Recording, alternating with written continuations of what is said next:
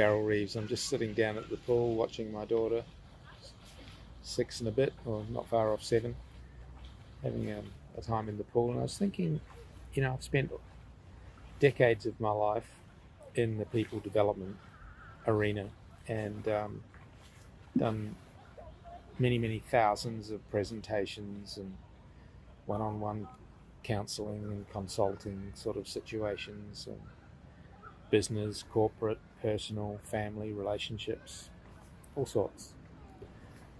Done a lot. Certainly haven't done it all because I'm still here. That'll be time to leave. But a thought occurred to me today, as I was playing with my daughter earlier in the day and then again here watching her today. In life there can be massive, massive challenges, sometimes overwhelming challenges. And something I've come to realize is something that a wise old guy told me many, many years ago, probably 30 years ago now. And his name was Charlie Tremendous Jones. You may have heard of him. You can look him up on YouTube. He's a fascinating fellow. And he was nicknamed Tremendous Jones because every time people spoke to him and asked him how he was, it was always tremendous, tremendous. But, excuse me, I've got 2 pairs of glasses on here, one so that I can see and one so that I don't get eye strain from the glare. But he said a great phrase, and I've never forgotten it. It was, "I'm going to tell you the secret of life." And it was kind of funny at the time, and I've mused on it many times since. I've come to appreciate the veracity of it, the reality and the truth that's involved in it. And the phrase is very simple. It's just 2 words. It's hardly even a phrase. His secret to life was that nothing works. Now, that's a bit of a showstopper when you first think about it, but I've mused on it many, many times, and again today. And I realised that in the context of any singular thing, nothing works. We've done, if you're like me, many courses and programs and read countless numbers of books and listened to audios and videos and you name it, podcasts. And everybody's spruiking out there, the magic potion, the solution to their problem. How to make money when you can't make money. How to get healed when you can't get healed. How to find a mate when you can't find a mate. How to have a successful business when you don't know how. How to. And it's all good stuff. But taken in isolation, none of these things as standalone things are going to work. The only thing that's going to work is life working through us. And as I watched my daughter play today, and she was getting frustrated because she couldn't catch a certain type of ball game that we were playing, and she said, "Oh, I can't do it. I said, "Well, you've only been trying for about 5 minutes. Give yourself a break." But she's one of these kinds of people that wants to succeed. Well, like lots of people, I guess, wants to succeed, but wants to succeed immediately. And life's a journey. It's not a destination. There is no destination. I can promise you that's true. Because as soon as you get where you think you want to go, I can tell you that you're going to want to be somewhere else before too long.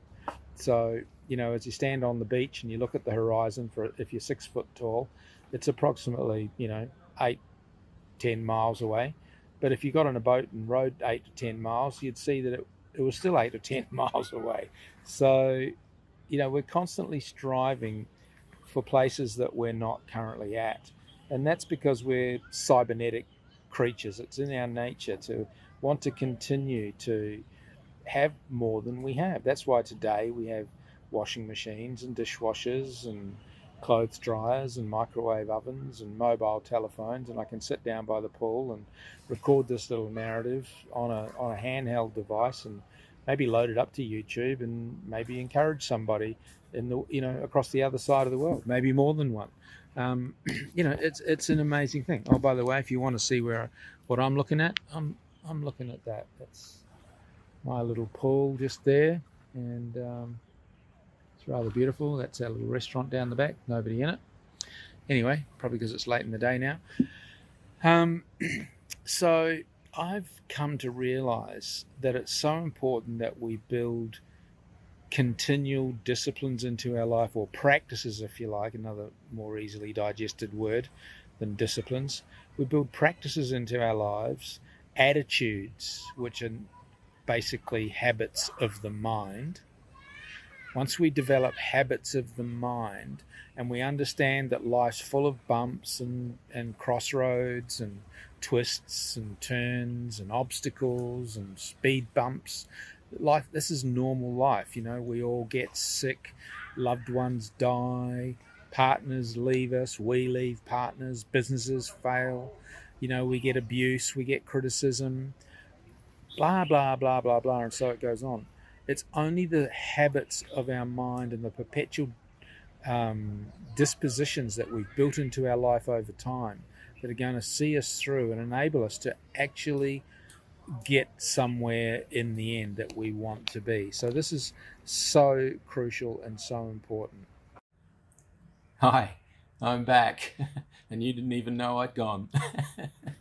Yes, I'm a magician. I can just change appearances like that. Thank you, videos. Sorry, I had to attend to something that came up with my young daughter and had to just cut my chat with you very short. But I'm back in my condo now and just wanting to wrap up what I was talking about. Essentially, using the quote of my old buddy from many years ago, Charlie Tremendous Jones, nothing works.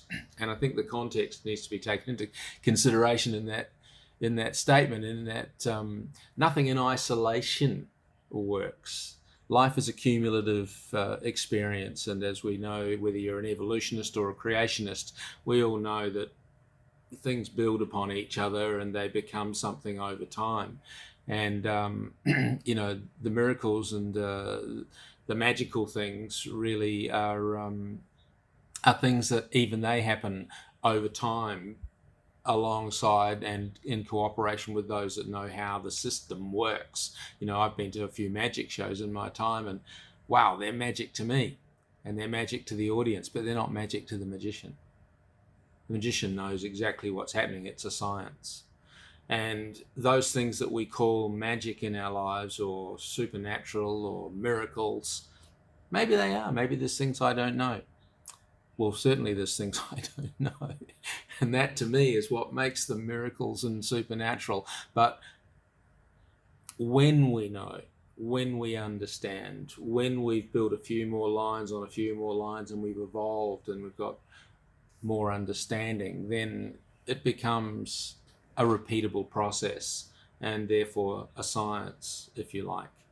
So what I'm trying to get across to you today is that whatever difficulty or challenge or ease of life you may find yourself in, just know this, that it doesn't last.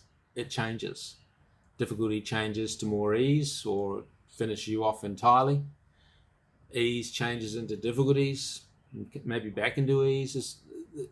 We can't guarantee what the system that's bigger than us, the intelligence, the divinity, if you like, the thing we call God or life, Mother Nature, is going to do in spite of our best efforts. But what we do know over millennia of human experience is that certain principles have been laid down, certain things have been built into our life, certain habits, attitudes, values, virtues, dispositions have been built into our life over time, and they increase our probabilities of certainty and outcomes that are predictable.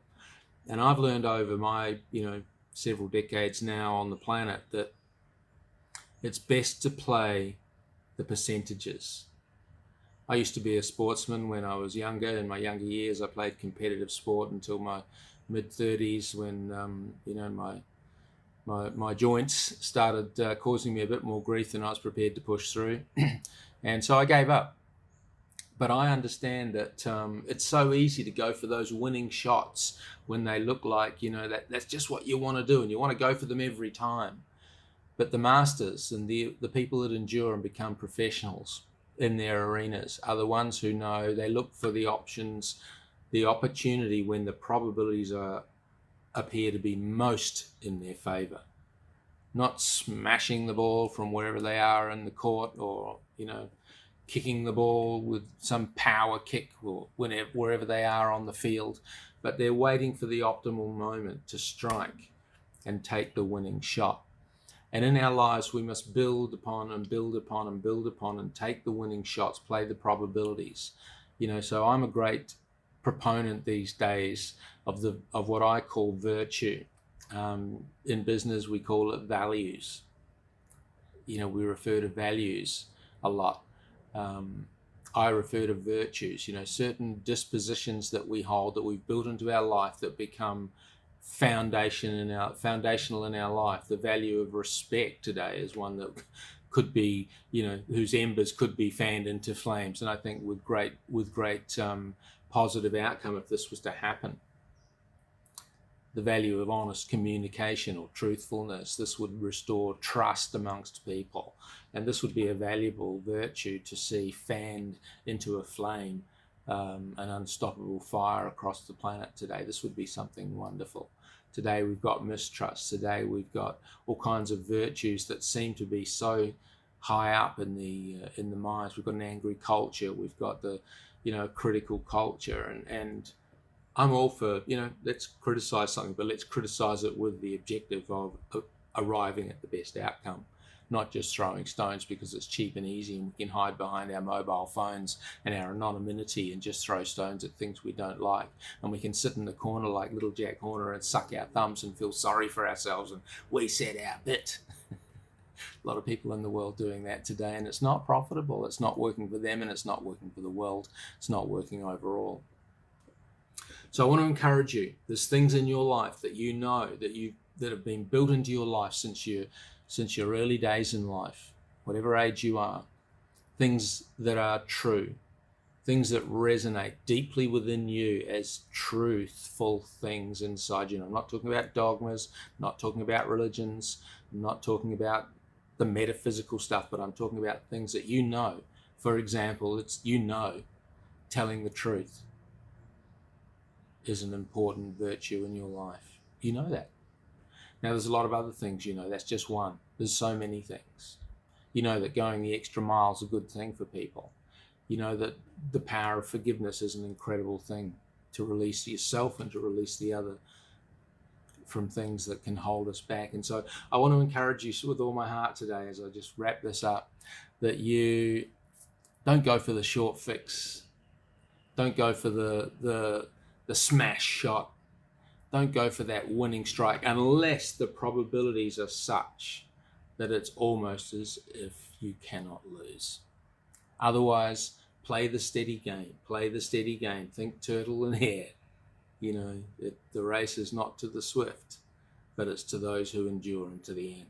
And so I want to encourage you to do just that, to endure, stick with the principles get alongside people who are sticking to the principles that they know and making them work and working those probabilities, because that's going to help you in facing the odds of life that are against you. It doesn't matter how difficult and how bleak and how dark life can be. And my goodness, it can be dark and bleak. I speak from much personal experience. I'll save some of those talks for, maybe a lengthy book or a series of talks, because I've had plenty of dark experiences in my life.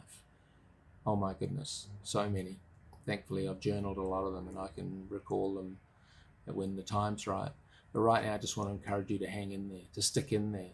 Build on the virtues that you know to be honest and true and good and right and appropriate for you inside yourself when you're alone with your own thoughts and you know what's right, what you must do. Not the feel sorry for yourself ones, the ones that this is strength. Stand up and be a strong person, be a strong woman, be a strong man, be a strong young person, be a strong old person inside yourself. You may not be physically strong. You may be at your weakest ebb ever. You may be feeling like you're on your deathbed. Maybe you are on your deathbed. But these circumstances can and do turn around, and it starts within ourselves. When we reach deeply within ourselves and we build on those solid foundations that are inside ourselves. If you're capable of thinking about going inside yourself and thinking about those values, you're old enough to know what some of those really important values are. And look and see, maybe you just moved aside over periods of time. I know the many times I've self-analyzed myself, I've realized so often that I've moved away from what I know was the true line of life for me. And not all our values are identically the same, but some are. And we need to stick to those things, and we need to do patiently and with perseverance what we know is right in our lives. And that gives life, God, whatever you want to call it, him, her, it. It's not important to me because it's all the same to me. It's all the same to me. The stories and the narratives and the parables that we use to pass on truth from generation to generation, doesn't matter to me which ones you use, because you need to stick with what you know. Within yourself is the reality that's going to fix your life and give you the best chance of a miracle, the best chance of a magic situation showing up in your favor. Someone showing up out of the blue, money showing up out of the blue, a turn of events in your health, a change in the luck in your business, or your desire to find a mate or a partner in your life. So many things. So please do what is true for you inside your heart and live your life from the inside out. And I wish you very, very well, because you're increasing your chances by doing precisely that. Been great chatting to you. Sorry about the change of situations and suit, but I'm sure I'll come again. Cheers.